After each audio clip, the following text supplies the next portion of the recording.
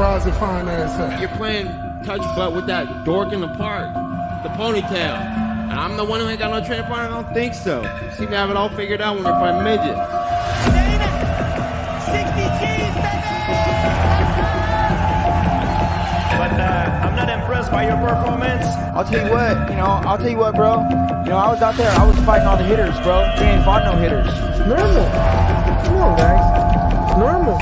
So if I was you, I hope to God you come ready. Because if you don't, I can beat you with the death. They do nothing. Oh, y'all got carrot cakes and stuff up there? Shit. Oh, y'all got pecan pie in this motherfucker? Shit. What's going on, Fight Week Show fans, Fight Week Show people? Then we are back with another episode of Dust Up Shakedown, episode 31, by the way. And helping me do that, we got some guests on the show, and we got our regulars back here as well. But let me introduce the guests first. First, we got ChiChi in the house. How you doing, ChiChi? I'm good. Thank you for having me, guys. Thank you so much. I'm so excited. Yeah, man. Salute to you, man. Thank you very much for joining us. And next in the house, we got a man like Big Shad Nsua. Salute to you for joining us. EFC 185er. How you doing, my brother? Nah, I'm all good. Hope you guys are good as well. Yeah, man. Welcome to the show. And we got Jordain, Big Jordain. Jordain, salute to you, my bro. Big up yourself. I know 297 is still a little bit sore. While we got some joy to go with it, but we're going to be delving into that. How you doing, my bro?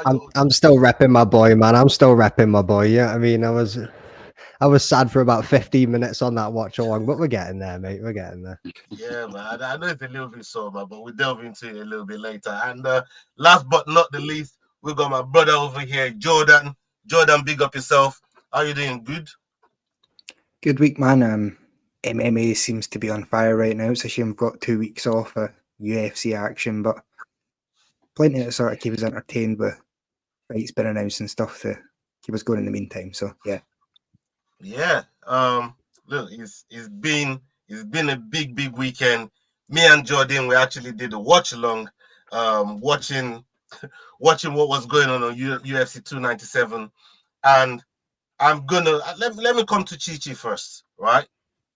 Okay. You saw what happened on the show because I was on there with Jordain, but I wanted to get your take on the actual main event of the evening between Dricus and Strickland. Some people's been saying it's a robbery. Some people have been saying, Strickland won. Some people say Dricus won. But I wanted to get your take on how you saw the fight, whether you was nervous from the first round, all of that good stuff. Give us it. Let us have it.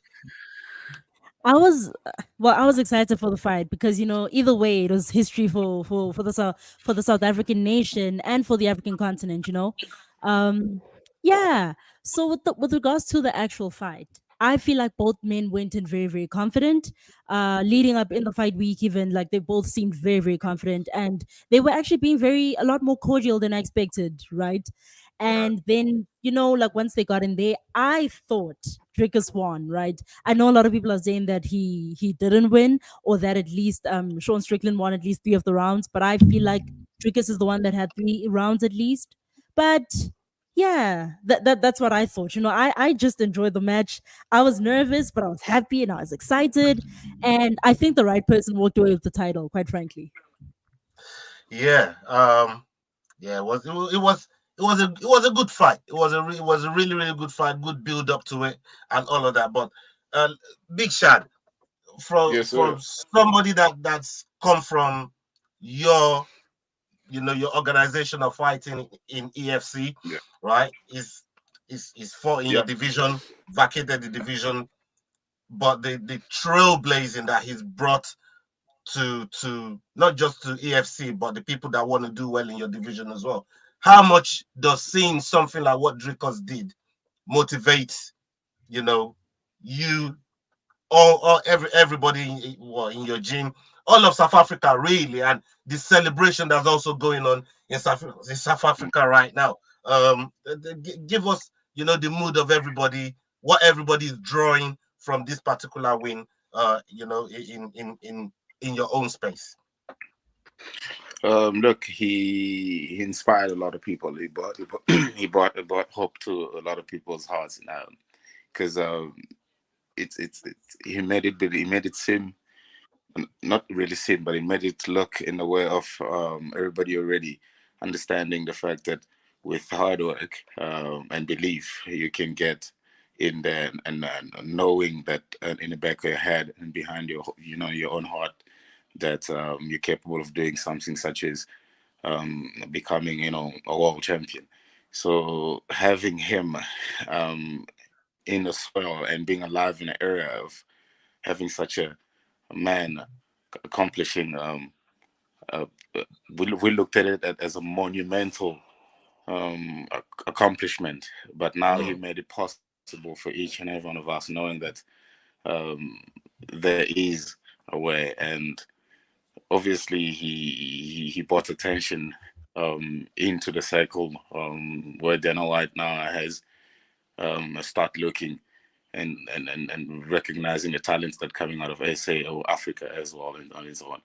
So it's a positive for each and every up and coming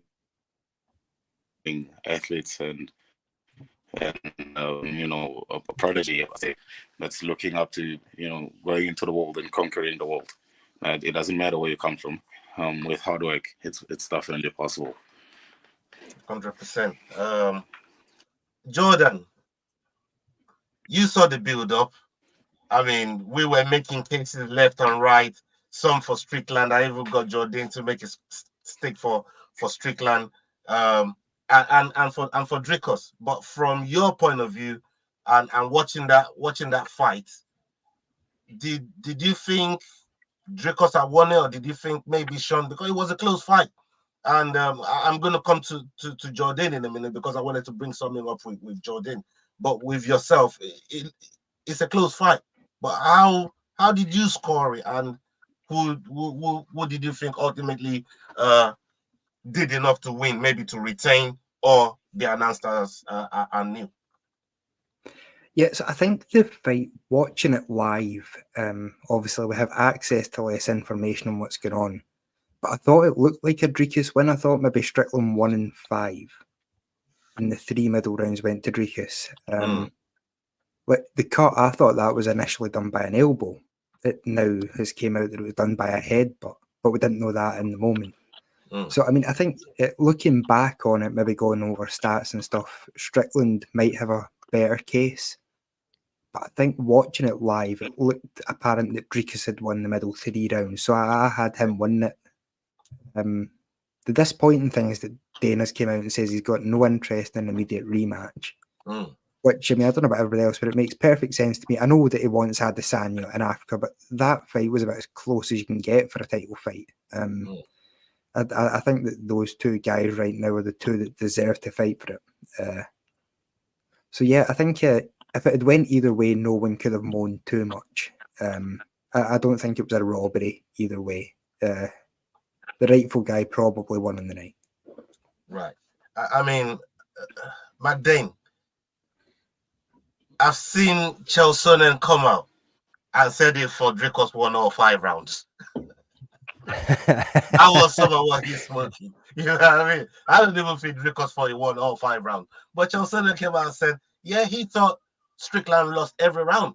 And if he was going to be generous, maybe he'd go for 1 and just give Strickland the first round. And he thought Dricus won the rest of the rounds.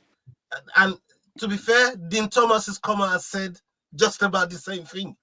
And for, you know what, at least Dricus won 4 of them rounds. And maybe he'll give the 1 round to Dricus. But we was watching it. And that's not how we came across. Especially big up Shahid. Shahid was going nuts. He was losing his shit. All this penny shit. He was going mad, if you remember back then. But good reaction overall. But what was your take on what Chelsea and Dean Thomas said there based on what you saw? So first, shout out to Shahid, man. That man brings the energy here. I mean, he was feeling it. He was backing his boy 100%. So a big shout out to Shahid there.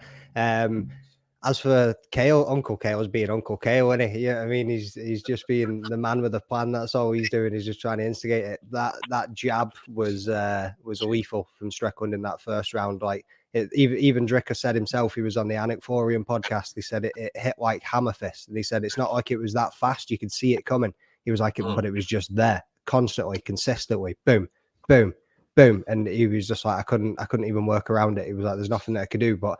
As we said on the night, like Sean has that awkward fighting style. Everybody says that when they get in there with him. Like he looks like he's just a jab, straight up dude that'll just walk you down. But once you're in there with him, it's weird. Like trying to find the range, trying to work around that jab, and trying to work with the Philly shell that he has. You know what I mean? So I'm with Jord on the 2, 3, and 4. Went back and watched it again.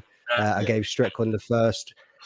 You could maybe even lean Drickers to having the 5th round as well, depending on how you want to score it. You know what I mean? But it was what like George said, and like everyone else says, it was just one of those really, really close fights. Like the 5th round could have gone either way to either man.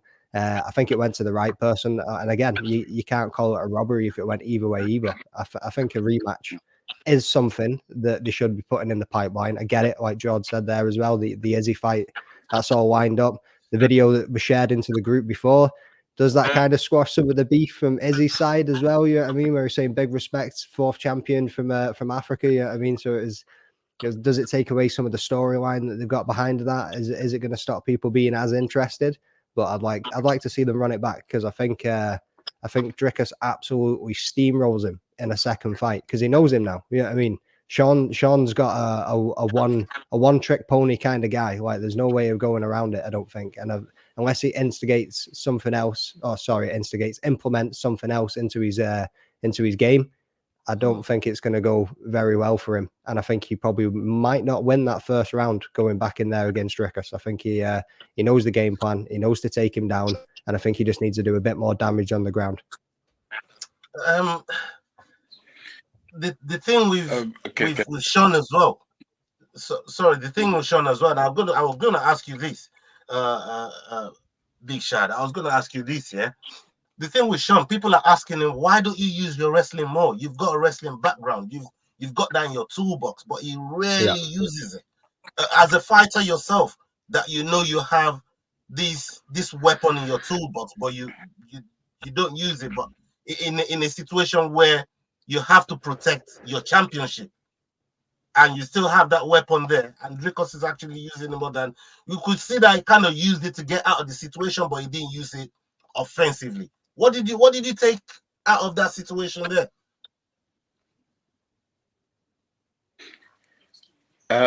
Like for me, the way I kind of looked at it as well is when you're in a cage, it's activities matter as well. In a way of cage control, aggression, it's mentioned. It's very important. It doesn't matter how much strike am I throwing or how much am I landing, but I'm moving backward and I'm being controlled. And at the same time, the guy that's moving me backward is looking way more busy than me. So in a judge's eyes, that completely looks different in a way. And for me, I just feel like Strickland is a very stubborn fighter. He's very stubborn. He's a type of fighter. I feel like he wants to stick to one thing. It's very difficult to get him to kind of mix everything all together, because in the first round he kept Drickus very long with a T kick, and keeping him with the T kick and checking his kicks and just making sure that he was staying long. And for me, if he could mix everything, was keeping Ashley well off the range. If he could mix up the wrestling, that would have created a bit of more problem, because now Drake is gonna put the wrestling on the second, third round, knowing the fact that Sean Strickland was not engaging it, and that's what kind of makes us in experienced sport way that I'm talking. If I get taken down 5 times and I get up 5 times, it doesn't matter how easy it is that I'm getting up, I will get tired, because wrestling is draining. And that plays in your mind as well. I'm being taken off. I've been taken down 5 times. I'm getting up 5 times. And that's like, why is this guy not stopping? You understand? And irregardless of not damaging the guy, because obviously as you take the guy down, you need to take the opportunity of control and damage.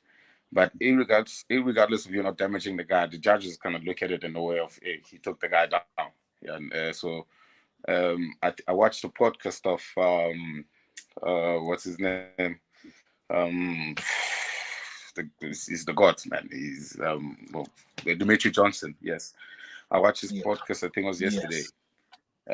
He spoke up puzzle that drinkers had to, just piece together, which was wrestling, a simple takedown that changed the effect, the game for the change the whole fight for him.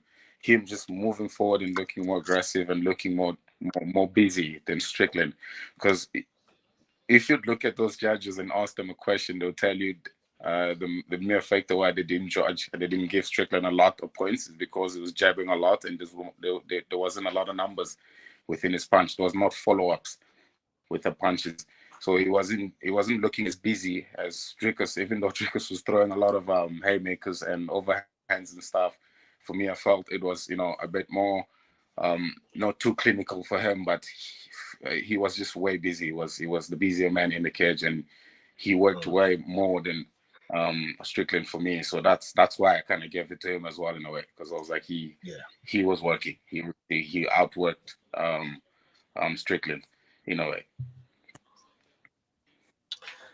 ChiChi, how has the mood been over there for the whole country? I heard there's gonna be a national holiday in February because of this. Yeah. I heard something about this from the grapevine. Yeah. Tell me what's Shadwick going on in knows South what's Africa. Shadwick knows what's up this side. Every time anything major happens for the country, we demand a public holiday from our president every single time.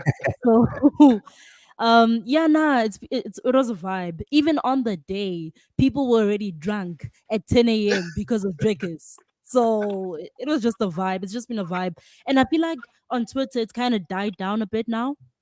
But here in the country, every time we see each other, we're like, yeah, drinkers, type of vibe. It's just we're living our best life and we're waiting for that holiday. Hey, we're waiting for it. But yeah, like Shadwick said, it's definitely like a game changer. I'm seeing a lot of the fighters are very excited and they're feeling very hyped up and they're feeling a lot more motivated, because this is kind of not only big for drinkers, it's big for African fighters who are hoping to get to the UFC.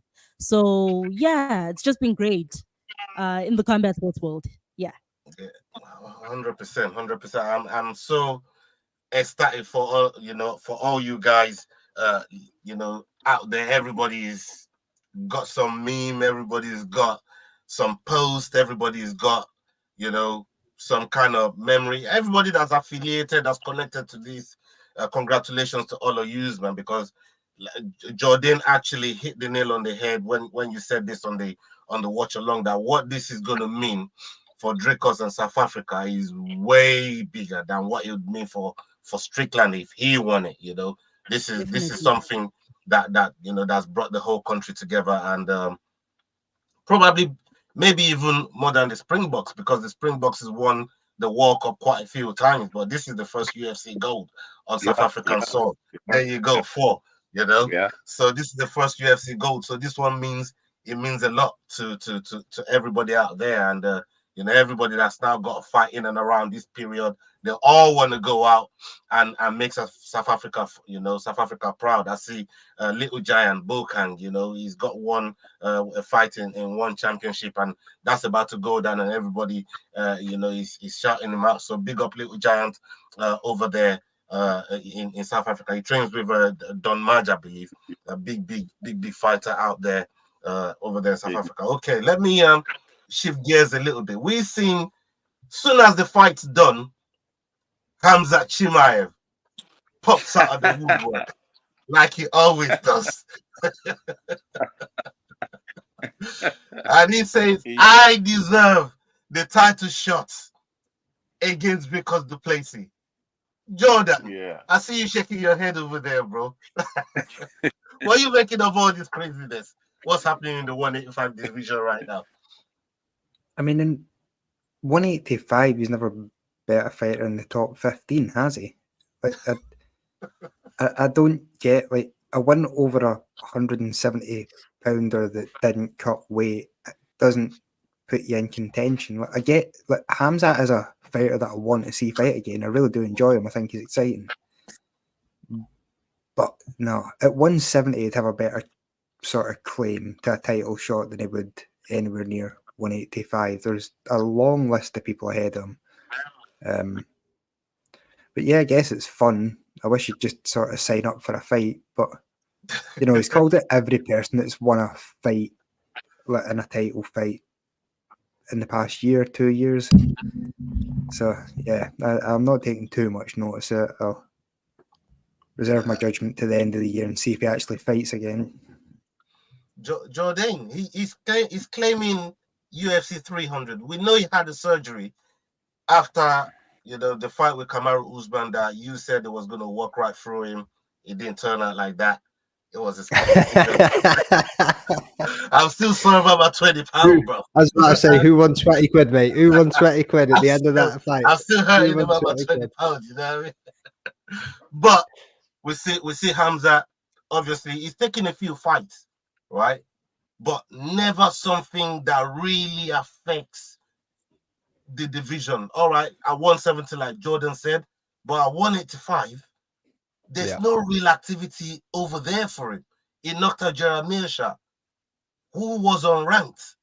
So what really has he really done at 185 to be demanding such a claim other than his name? And, you know, that's it really. He built up a hype around his name. Please tell me, like, I don't get it. But short answer is nothing. And then, sorry to just jump onto the end of that, but the short answer is nothing. Like, what has he done? Anybody you want to point anything out? Because you can't. You know what I mean? So yeah, he jumped in there against Usman. You look at his previous fights against Gilbert Burns. When he starts getting taken into those deep waters, like Dricus can go 5 rounds. If Dricus plays that first round out, Hamzat gasses himself trying to take the man down and trying to sub him, trying to ground and pound him, which Dricus is going to probably be able to survive.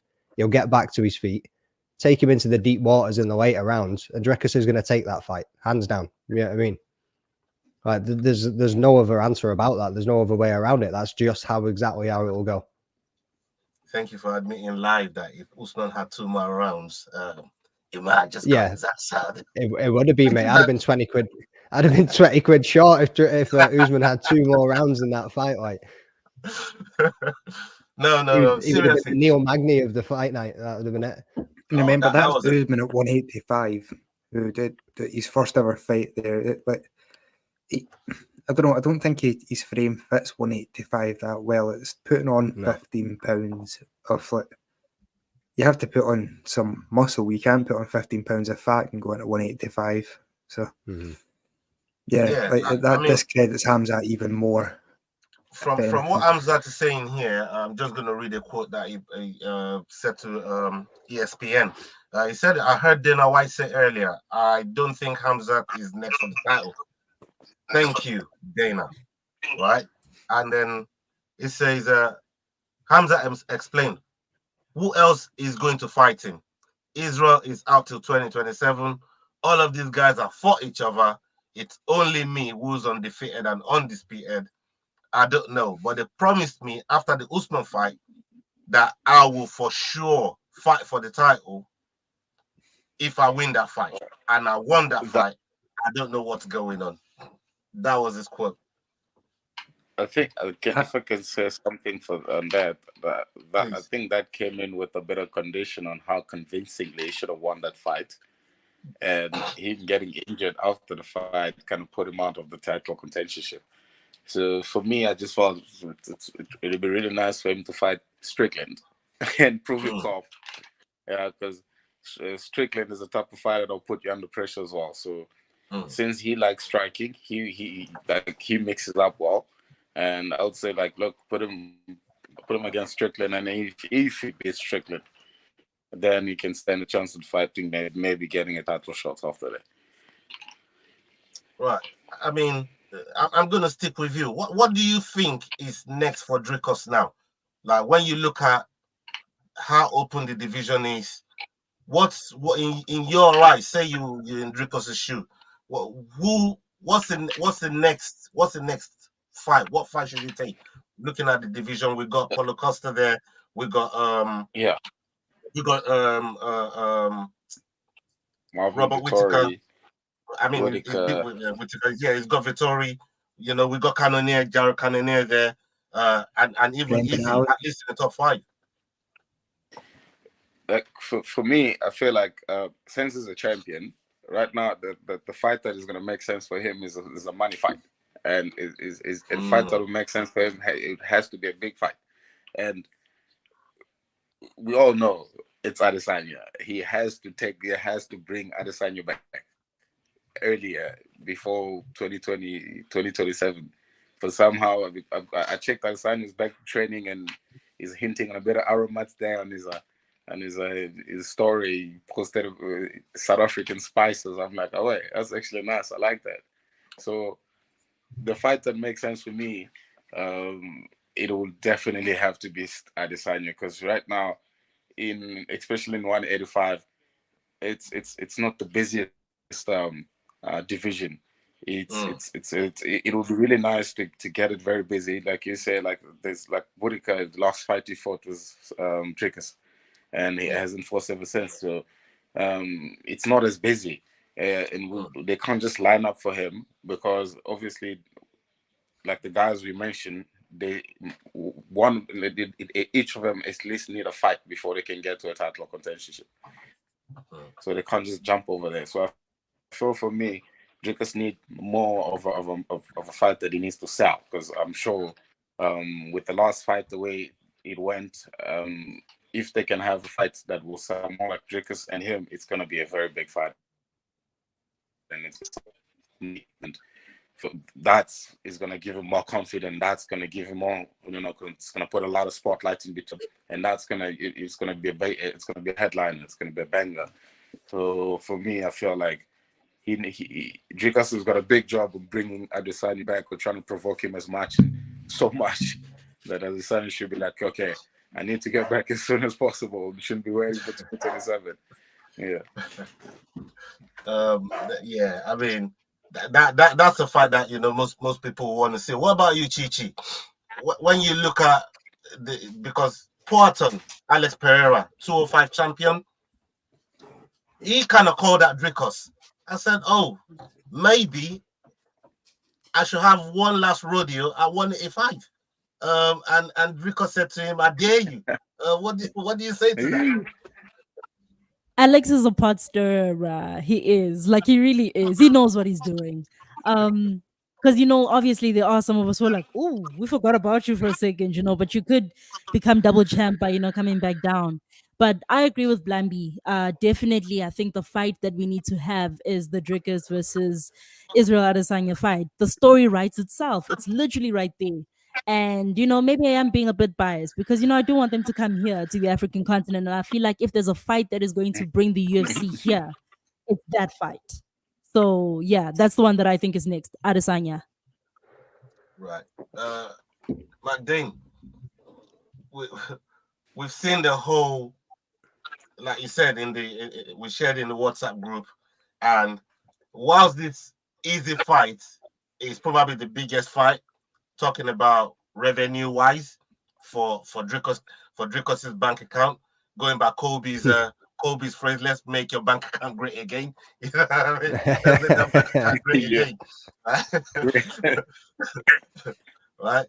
That probably is probably the best fight, but Poatan is not far from it on a champ situation. I don't know if he'll be putting his 205 belt up, but he'll be coming after Dricus's belt.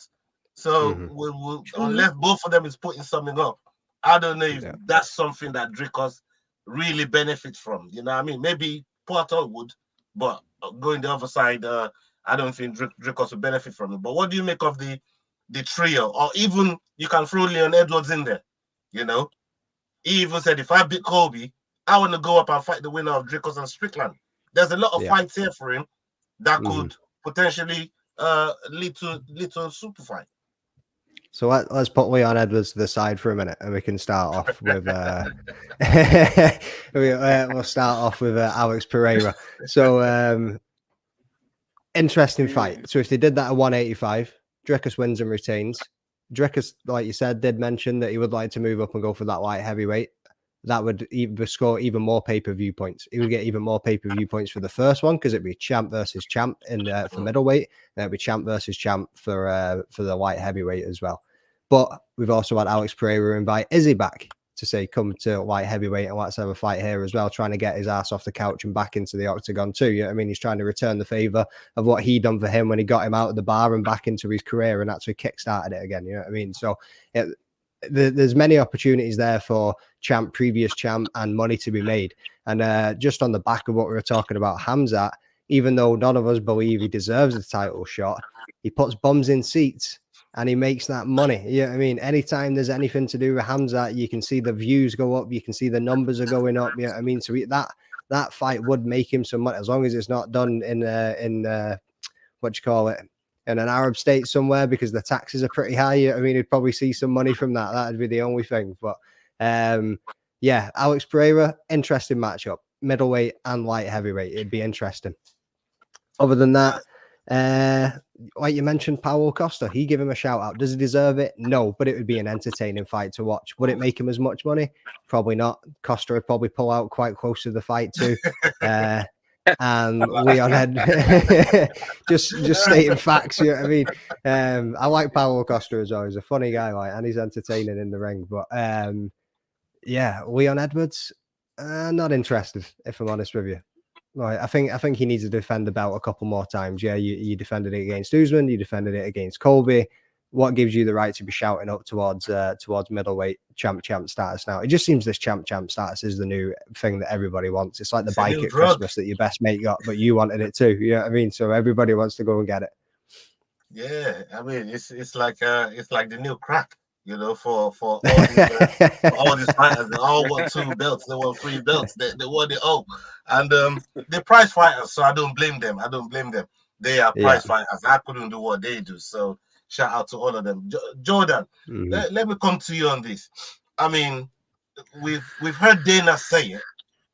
If Dricus wins, we definitely go in South Africa. This is just before the fight. He made the announcement in the war room. And he said, if Dricus wins, he didn't even say we're going to Africa. He said we're going to South Africa. Verbatim, that's what come out. Because look, every time I hear Dana says things, I say Dana says a lot of things. You know, you don't mean he's gonna do them. But do you think he's actually gonna really put this one into consideration and put it into motion and maybe it'll materialize? I think Dana thinks he's gonna do it. At the moment, I don't know what the logistics are over in South Africa as far as a capacity. UFC only do arenas really over like 16,000 at the minute if they're doing pay-per-views. It's like he said things like this about China before, and sort of got to it and then found too many hurdles and failed. But with this one, he really does seem passionate about the idea of having sort of Dricus defend probably against Izzy in South Africa. So I think he's got the best intentions and is planning on trying to make it happen. Whether it'll be one of those ones where... do you know what the best thing to do is? Just watch the UFC roster watch guy, and if they start sending a bunch of South African fighters, you know what's coming next. It's the only way to judge it at the minute. Very true. Yeah, I mean, look, I look at it and you know, Big Shad, you fight within the infrastructure of MMA in South Africa, and you know the ins and outs of the whole promotion.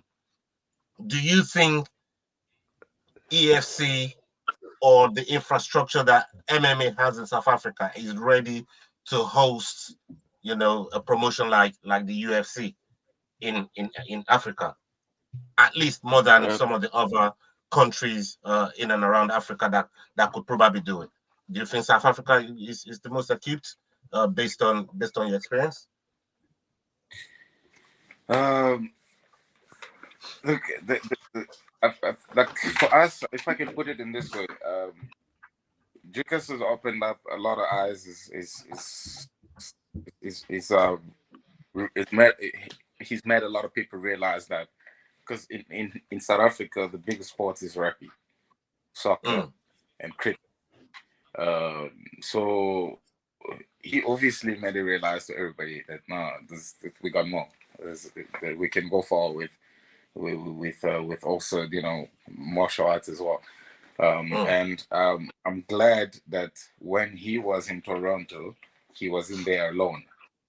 The EFC's board of directors were all there with him, so they saw everything they needed to see. And fingers crossed, they replicate and try to do out of their best of ability to be to try and emulate a bit more of like a UFC vibe in a way. But in terms of like you said, like the levels, I think obviously when you get to that the level above the UFC, you get to realize that now there's that big stage, there's the big lights, there's the big crowd and stuff. And for me, I feel we're still developing, we're still growing, and per se, obviously, have the UFC coming down to Africa or say it's bring about a lot more peace in growth, in terms of growth, because that's going to actually speed up the process vastly, because you've got infrastructure like your USCPI, where you got open facility and training, which kind of EFC doesn't have at the moment. So it's going to be very nice, because why? Then you got infrastructure, you got a useful tools that everybody can use, and that builds a lot of character. It boosts a lot of confidence into other people as well, and then seeing and wanting to get involved. So that grows the sport on its own. I would say in terms of growth, we're looking good. In terms of infrastructure, we're a bit short. It looks like we're heading on the right direction. I feel like the EFC is gonna grow. It used to be a really big organization. COVID happened and COVID did the worst to it, but obviously it's heading back. I feel like it's heading back to the right direction. And with UFC, I don't want to say threatening, but with UFC promising to come to Africa, which we believe and hope, fingers crossed, it's gonna help the EFC even grow further than where it is right now. So I'm really looking forward to that in the next 3, 4, 5 years. Yeah, man, 100%, and well said there, Shad. I want to come to the co-main event, because there was also a title fight on the card, although maybe not as big as the Dricus and Strickland build up, but we do have Raquel Pennington and Bueno Silva had a fight, and the build up to that with the whole trash talk. I'm going to come to you on this one, ChiChi. The whole trash talk from Bueno Silva talking to Raquel Pennington about every single fight that she's seen her have. She's fallen asleep. But we had a title fight, and we have a new bantamweight champion. What's your take on all of that? So first of all, I did watch that pre-event press conference, right? And I knew the fight was happening, right? But I was kind of like hyper focused on the Dricus and Sean Strickland fight. But the press conference, I was just like, oh, okay, these ladies are like, going at it, because I think they had the most heated exchange at that press conference. So they really made me pay attention, and I think they made a lot of other people also pay attention. The fight, okay, I'll say that I feel like I expected a little bit more from them, right? But also another thing that I realized as I was watching that fight is that I really, really am starting to feel the vacuum of Amanda Nunes no longer being in the women's division. I'm starting to feel it because I don't know. There's just like something missing with the women's divisions. But Like you said, it is a great thing. Raquel Pennington has been working towards that championship for a while now, and she finally gets it. So it's totally great, and I'm here for it. A new women's bantamweight champion is crowned because I'm not a fan of vacant championships. So yeah, I'm here for it. But yeah, Jordan, Raquel's called out. She's called out Juliana Pena, and if there's someone that knows at least how to build up a fight, maybe not the fight in itself looking spectacular, but at least building up a fight. Juliana Pena she's not a bad one to draw eyes to a women's title fight for Raquel Pennington. What do you think to that? I don't know. I guess I'm a bit of a sort of spoiled sport in this one, isn't I didn't think it was a great fight, and I don't think it was it sort of shows where we're at 135 in the women's divisions, where it was people that were top 5 and not really ever going to be champion during the division's heyday are now the top of the division. You go even like Ronda Rousey, Holly Holm, Miesha Tate, Amanda Nunes. It feels as though we're sort of in a period of stagnation where we're waiting on the next big thing at 135. Like Raquel Pennington is a good fighter, but I don't think anyone would ever look at her and say that's a great fighter. That's the best in the world. I think Kayla Harrison's just signed, which is interesting. I don't know how she's going to make 135, but yeah, if she manages it, she could be a problem, very much like the new Ronda Rousey. Juliana Pena, she's another one that was like, she sort of picks up the scraps of the division. She sort of took advantage of Amanda not being at her best. Not overly excited about Raquel Pennington's title run, if I'm being honest with you, or the prospect of Juliana Pena winning the title back. I remember. You see when Raquel won, I just remember the prediction show. How you goaded me back to go and pick Raquel Pennington. I thought about you, bro. I'm like, oh, Jordan, this one's for you, bro. Yeah, I mean, Silva looked so convincing during that press conference. I thought she was coming out to get like a first round knockout, and then I'm sitting there in the 4th round trying to stay awake so I can watch the Dricus fight. Yeah, man, that fight there was I don't want to call it what I was. You know what? It was ass. It was ass. I mean, the way she fought, anyways, like it was. She kept trying to do the same thing over and over again, like trying to take her back. Like I was thinking to myself, like, come on, Sylvan, surely you got something else in the toolbox that you can use. And yeah, Raquel just punished her with the jabs, man. It was crazy. It was crazy. McDane, Cyborg must have been sitting down watching that. Amanda Nunes in the crowd watching that. And Cyborg is conscious, just like, you know what? If this is what they're going to serve the fans in the women's division, both of us might as well come out of retirement. And let's put one last show of real women fighter for the fans. Do you want to see it? I'd watch that. Sign me up for that. I'd watch it, mate. Yeah, I mean, bang it on UFC 300. I'll watch that shit. I'm going to watch UFC 300 anyway, so why the fuck not? You know what I mean? Like, just bang it on there and let's see what happens. But yeah, obviously I picked Bueno Silva, man, and what she's lying on the floor for the last 30 seconds with her legs in the air, like she's just finished a night out. Like, come on, girl, what you doing? Get up. Like, it was wild. I was just like, what is going on here? Like, I swear to the fight started off so well too, but Raquel Pennington, like, defended the hands. You know what I mean? She was hand fighting constantly. That she just wasn't allowing her to get the chokes in. Like, she was taking a little bit of it across the face, but other than that, she persevered. You know what I mean? She come through it, fought through the storm, and got to the end and done what she had to do to get the win. You know what I mean? It was just another Raquel Pennington 5-round lay and pray, and let's just get there. You know what I mean? That was it. But yeah, Cyborg, Nunes, bring it on. You know what I mean? As far as Pena goes, not interested. That's another 5-round boring ass fight. And I love women's MMA. I'm like one of the biggest advocates for it. I say it all the time. I don't get why people don't like women's MMA. These chicks bang. Like, I say it all the time. Like, But now I'm not interested in that fight. Pena can just keep on How, strolling. What was it she came out with? how Go on, bro. Second, that was, for me, felt like Dana White was not happy with the fight either. He wasn't. Yeah, he definitely wasn't. He definitely wasn't. He wasn't happy with many of those fights on that night. You seen him in that press conference here. What miserable man! It was like somebody who just killed his dog, sitting there with a sour face.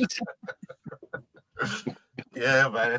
You know that's the thing. That's the thing with Dana as well. Like it will make it known if a card didn't really move.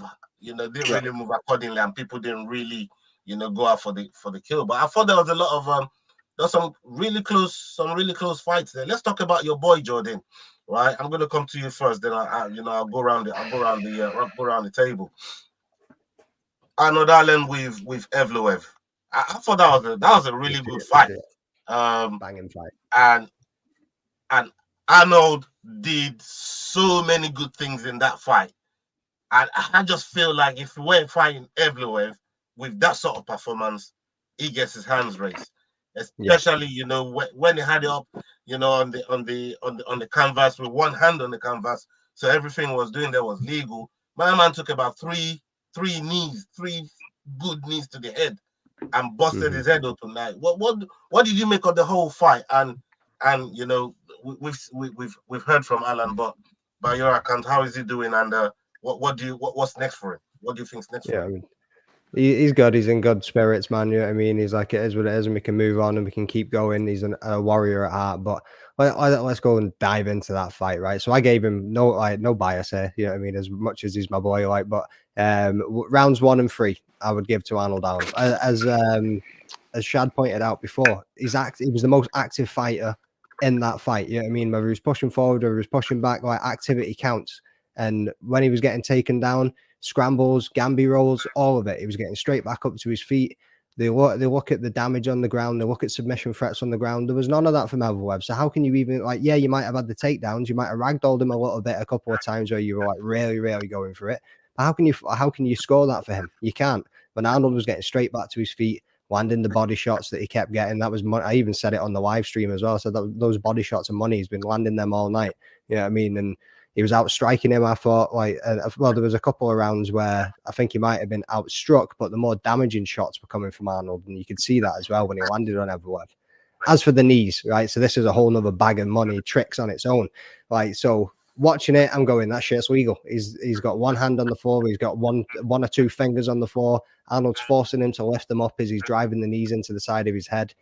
After the fact, it came out in Toronto, they actually run by an old rule set. So it's not the two hands or one knee on the floor or anything that counts as a fighter being on the floor. It's any contact with the hands on the floor. So this also goes back to the rule set within MMA in some of these states, provinces, or countries. They need to have this unified version of rules. It can't be, you're going to go off these old rules when we're here in 2024 now. You know what I mean? Come on, get everybody caught up to speed, get everybody on the same page and make it as fair as possible. That's what the whole thing is about, is making everything as fair as possible, putting 2 men or 2 women in this cage and letting them fight it out to the death. You know what I mean?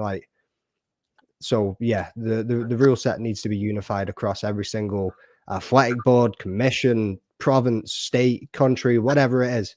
It needs to be sorted out right across, because like you say, anywhere else that fight happened against any other fighter, that fight was Arnold's. He was robbed as far as it went in my eyes. That's true. It wasn't a great night for the Canadians, shall I say. A bunch of them lost on that card. I'm going to come to Jordan, Chris Curtis, and Mike Andre Barrio. Like the way Chris Curtis got that one over him again. It's a close fight, but it looked more busy. It looked the more dangerous fighter. The more, the more it looked like he wanted it more. But what was your whole take, especially like a lot of the Canadians like Jordain, even he lost. But I'm going to come back to that actually, because there was something that happened with that one. But let's stick with Chris Curtis and Marc-Andre Barrio. Well, that being close. What's next for both of them as well? Please. Take it away. Yeah, it was another one that's got a strange fight. I'm sure everyone was expecting sort of an all-out brawl from start to finish, but I think it was like it went through ebbs and flows of them stepping on the gas and then off again. The fight just sort of kept going up and down. Eventually, it was Chris Curtis that managed to put the most pressure, but I don't think it was one of his better performances. Probably just edged it, but yeah, that was one of the fights I was looking forward to most. And yeah, it just felt like it had trouble sticking to a sort of good pace. Yeah. Well, so what do you think is next for, especially like a Marc-Andre Barrios?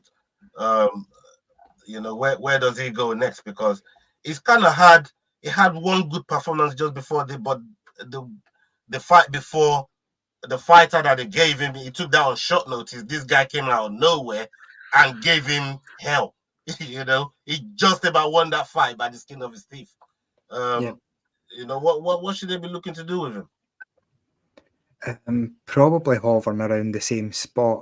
I guess Chris Curtis goes up by sort of mandatory. Yeah, I wouldn't actually mind seeing Chris Curtis near Ian Gary next. If he gets through Chris Curtis, he can get to Strickland. Yeah, that's not bad. That's not a bad shout. That's not a bad shout at all. ChiChi, I'm gonna come to you with this one. Neil Magny was getting his ass whooped. I don't know what happened.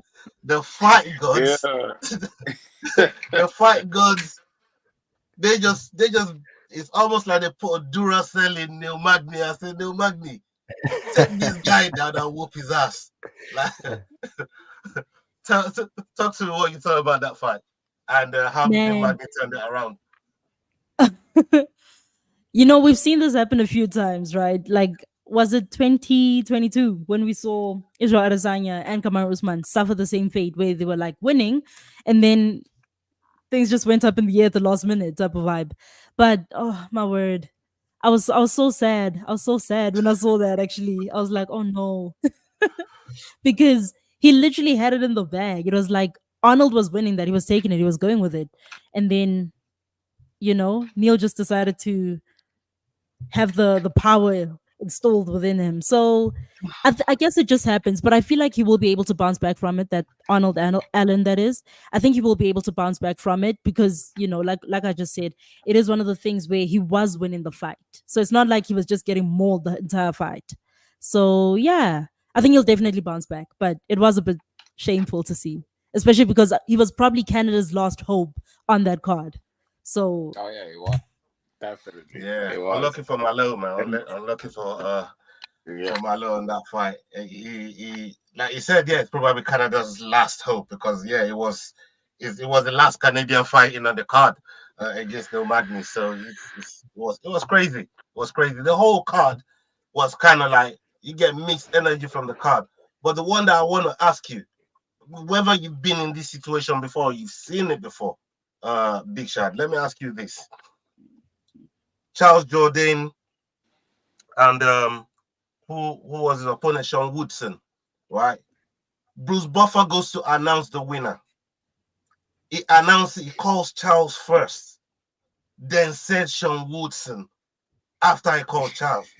But the ref already gone up and put Charles's hand up and then had to bring it back down to never seen something like that before. And if that happened to you after a fight that you probably thinking, oh, maybe I won this because again that was another close one. What's your take on that situation there? Look, it's especially in that level, it's unacceptable. We can't accept it because it's Bruce Buffer we're talking about. We're talking about Bruce here, man. This is Bruce. Talking about Bruce. No wrong in my eyes. We're talking about Bruce. I understand. So, but in the end of the day, you gotta look at it in this way. We're humans. We make mistakes. I can't say Bruce was nervous, but it's something that happens.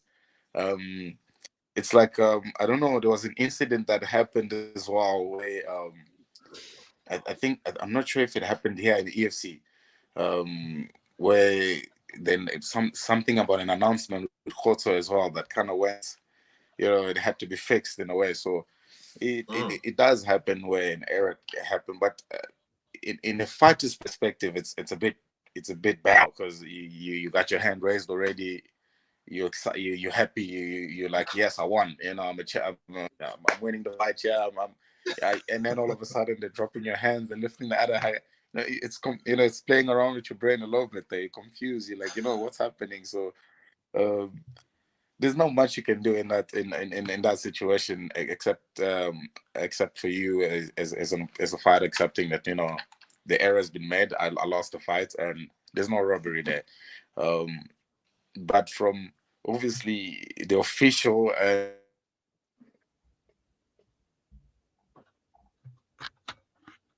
Oh, I lost them. Still there? it's All right. unprofessional there. It looked really unprofessional. Yeah. It reminded, just to jump in, it reminded me of Tyrone Woodley and was it Wonder Boy? When did that go down as a draw or something? Yeah, it was a draw, wasn't it? That Yeah, kind it of was a went draw, down yeah. as, and Tyrone thought he was about to have his What belt draw, taken I off him, believe? and he was holding on to that shit like, no. yeah. Oh my god. Yeah, there's a lot of crazy stuff that happened on that card. Like I said, some good moments, some stuff that you're gonna look back and say, oh my god, I can't even believe that happened. A lot of people are calling for Strickland rematch. I wouldn't, under normal circumstances, I probably would have, said yes because of the result and how close the result was, being a split decision. You always want to try and run it back and see if there's a clear winner. And maybe down the line is something that they're going to look at. But I want to finish on this one here with you, ChiChi, because this is more your wheelhouse. We heard The Rock joining with TKO production, obviously UFC and WWE, and we know how passionate The Rock is with combat sports, with mixed martial arts, and what he done for WWE over the years, with his career before he went on into being a big movie star. But right now, his involvement in mixed martial arts is prominent for everyone to see. We see what he did for Matt. Shout out to Temba Gorimbo. Man like Temba Gorimbo. We see what he did for him, and he likes that underdog story. Dwayne Johnson. But what's your take on him? Joining that board of directors now and probably taking stuff to the next level. We heard about their new deal with Netflix as well. If you want to talk about that. Yeah, definitely, definitely. So, I'm a major wrestling fan. Like before, I'm an MMA fan. I am a wrestling fan. I'm all about wrestling. So I feel like The Rock is the perfect person to be on that board of directors for TKO. And the reason why I say that is because TKO obviously consists of, WWE and UFC. And I feel like The Rock is one of those people who both sides of the field can actually relate to him and can actually connect with him. Because, anyone else, it might have been like, a bit shady. I know a lot of MMA fans don't like wrestling. I know some wrestling fans also don't like MMA, but The Rock might be the person who's able to bridge those two sports together under the one umbrella of TKO. So it's totally a great thing, and I feel like he's definitely going to have the athlete's best interest at heart. So I'm definitely here for that.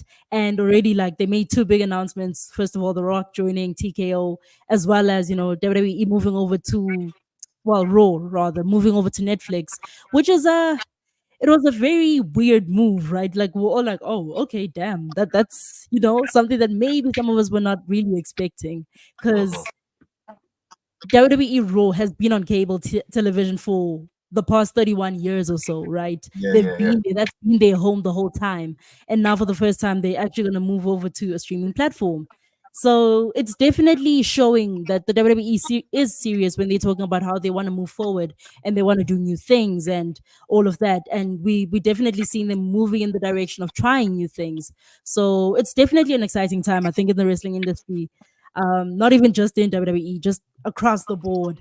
But WWE is obviously still trying to make sure that they remain number one, and they're moving ahead with TKO, which is also going to be number one of wrestling and MMA. And yeah, man, it's just totally great. I'm just ready for The Rock to be doing his thing there on the board of directors, along with the team that they're obviously going to have on there. So yeah, I think it's going to be great. No, look, I think, like you said, it can only be good for both sports. Somebody that understands both sides and relatable to the fighters on the rosters as well. So Mm. we'll see what that. 'Cause I haven't been a wrestling fan since my sons grew out of it. You know what I mean? And I used to watch it back in the day. Rock was one of my favorite, wrestlers and entertainers from back then, which is why I follow a lot of his movies. But I haven't seen it. Maybe now it's on Netflix because I pay for Netflix, but I don't want to be paying for Netflix and WWE Network, so I cancelled that bitch. But now it's on Netflix. Maybe I'll see more of it. It's Maybe. going to be interesting to see what they do. Like, is they going to be doing the pay-per-views on Netflix where you're now going to have to pay a little bit extra to actually go and view it? Because are they going to lose some of that promotional money? Yeah, I mean, is the production going to remain the same if they're not seeing the same income from the pay-per-view, or are they kind of like Spotify? They're getting that Netflix dollar now, so it's actually still going to be absolutely booming, and they'll have the influx of cash coming from Netflix rather than the pay-per-views. It's an interesting move, as Leroy said there, into the live viewership market. It is a very interesting move for them to see what they're moving into. But it's the future, and that's where everyone's going, is streaming platforms. So you can see why they've got to make the business moves in the right direction. Yeah. 100%. Yeah, we'll keep an eye on what's going on there. It's a $5 billion deal, so I'm expecting big deals. I want gold around the offers that they're going to give us customers, especially long-term customers like myself. I've been with Netflix forever. Born from Netflix. God damn it. I was ordering DVDs through the post for those motherfuckers. They better sort man out. You know what I mean? They took me away from blockbusters, You know what I mean? Netflix stopped back going to blockbusters, man. So anybody that's old, well, none of you youngers might not know what blockbusters is. I know what blockbusters is, bro. I was in there. Blockbusters was the one. That's where you used to go and get all your videotapes and DVDs to watch, But them days are gone. It's all streaming live on the net now. Big Shad, what have you got coming up? Do you have any fight news? How's your training been going? I see you, man, putting in mad work in the gym. You guys are killing it over there. I salute to my boy Kevin Snakes, your partner as well. Doing all the great work over there. What's on the horizon, Shadrach? So we at the moment we just had our focus around 3 amateurs that we getting ready to do the pro license next month. I think second week of February. And first week of February is grading for kids, and then grading for us, and then we're doing licenses, 3 pro licenses for the amateurs coming up. One of them is fighting on of March in the card.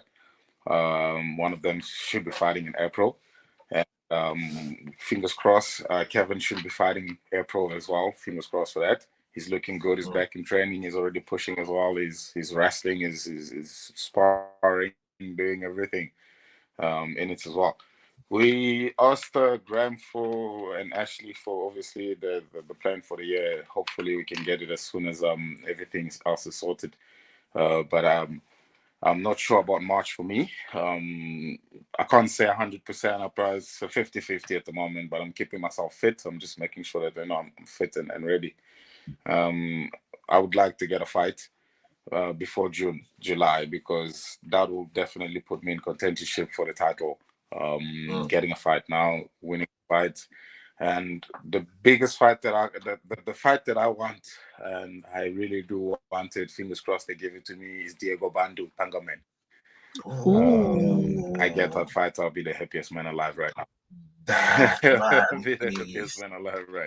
fight will be crazy. I think he's one of the most dangerous guys in your division, bro. That guy does not go fuck.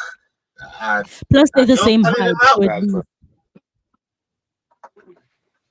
yeah, Oh my days. yeah. So yeah, the way for me, the way I played the year is look. I spoke to the coaching staff, spoke to the management, spoke to everybody else. I was like, look, because I was supposed to get Diego Bando in November last year. I didn't want to get into the details when I didn't get him. I just asked Graham what happened. He said, well, they couldn't get a hold of him. So I'm like, it's fine. We'll see this year. So I would like to obviously get my hands on Diego Bando and get the fight. And then after that, I think JP is fighting in April for the title. I would like to fight Luke Michael after that. Possibly because JP's retiring after that, so I would like to fight Luke Michael for the title because I'm sure Luke Michael should be still up there. Get after Luke Michael, then defending the title once or twice, and then asking for JC Lumpert by the end of the year because that's what I want to say. I want to end the year, closing the year with this. Yeah. Big Shad just give us a roadmap to what the year looks like, and he's got Luke Michael, who's also a friend of the show, in his crosshairs, and yeah, we're gonna see. Hopefully, if that ever happens, I want to bring both of you down here so we can hear it out. You know what I mean? Give the audience what they want to hear from both of you, and hopefully, he's open to it, you're open to it, and we can put that shit together, man. If it comes to happen. Why not? Yeah, man. I'll definitely be up for that, man. You know what I mean? We'll run a promo. We do all of that bullshit. You saw what we did. We helped Gifts and Terence Balelo with their promo. When the fight went down, both of them really good friends of the show, and they went and put on a good show for the people. So yeah, if that happens, hopefully it's something that we can do for you guys and get involved in it. Magdane, what do you got coming up, and where can the people find you, my brother? So obviously on Friday I'm heading down to Newcastle for media work with Octagon 52. So I'm looking forward to doing that. That'll be my first show of going down and doing some media work with it. So heading down to the press conference on Friday, got the event on Saturday. So obviously get some nice cushy tickets to the cage, so I'll be able to sit and watch the fights and then get some interviews in there.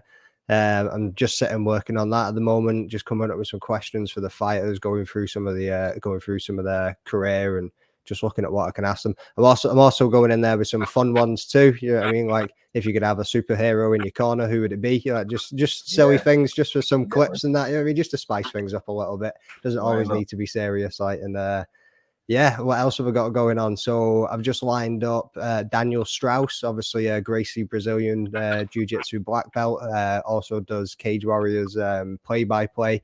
He's coming onto the podcast on February the 4th. I was meant to have Reese McEwen, but he got caught in the storm that we had here a couple of days ago, flying from Glasgow to Wales. Somehow ended up in Paris. You know what I mean? Went right past the UK to Paris. The winds were that bad they couldn't land the plane. The hurricane blew him all the way to Paris. Yeah, man, that was it. He just went, whew, we didn't even use any fuel. They were just going. You know what I mean? So I need to line that one back up. But yeah, plenty in the pipeline as interviews go. Obviously, stuff for you guys, and then hopefully just more media work if I enjoy it. Like I say, I'm going to dip my toes in. Hopefully, it's fun. I'll be streaming it on your platform, my platform, and yeah, check it out. And if you want to find me, you can get me on Instagram at The Rambling Dad, and on Twitter is just at McDane MMA, I think it is. 100%. Jordan, you also got your credentials going. You got something going on with PFL and Bellator. Please talk to us about that. Let the people know what you're coming up with. Yeah, so on this channel here, Friday we've got Brad Wharton coming on. Another day this weekend, Sam Kelly, who's fighting at Cage Warriors Manchester.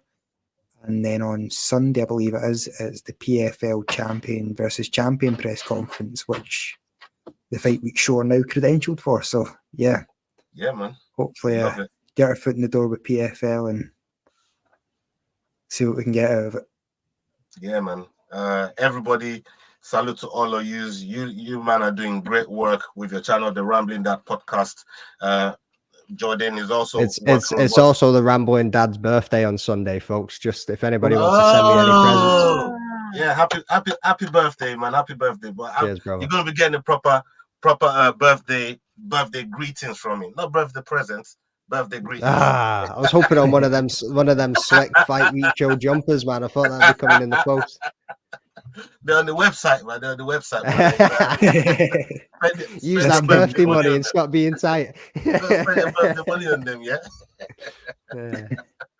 No. You're gonna get birthday greetings from me, man. Don't worry about that, my brother. Yeah, we love the work that you're doing on your channel. And you as well, Jordan, you know, on Cage Scribe, what you're doing for the Fight Week show. Big love for all of that. And ChiChi, we know that you're working with Farside MMA. You got on your LinkedIn, on your Linktree accounts.